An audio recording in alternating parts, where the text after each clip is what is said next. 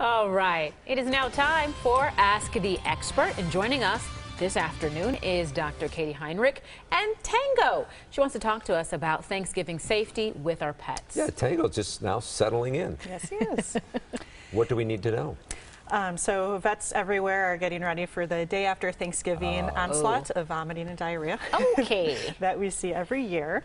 The reason is obviously people go overboard on the treats that they're giving their dogs on Thanksgiving because they have a lot of fatty foods out, you know, our celebratory foods that we handle just fine, but our pets do not. So is it that we're giving them too much, or we Table shouldn't food? give them it at all? Yeah, most of that stuff is pretty rich, and it is probably safest to avoid it completely. I would say a tiny bit of white meat turkey is okay for most dogs, but you know, even dogs that are used to eating chicken every day don't necessarily tolerate turkey that well. But it's really the really fatty stuff that you want to stay away from. That's no the mac most and dangerous. cheese. No mac and cheese, no mashed potatoes, no turkey skin.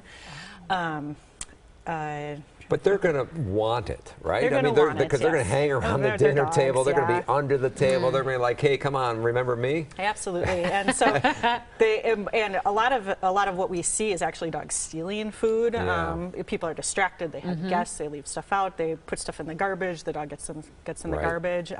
So when you're disposing of a turkey carcass, you have to be very careful because those cooked bones, if a dog gets into that and ingests it, they splinter very easily, and they actually can puncture their intestines. So you have to be very careful with that. You have to be, again, careful with the fatty foods. They cause inflammation of the GI tract because dogs are not used to that, and they can get vomiting, diarrhea. They can often get pancreatitis, which can be very, very serious.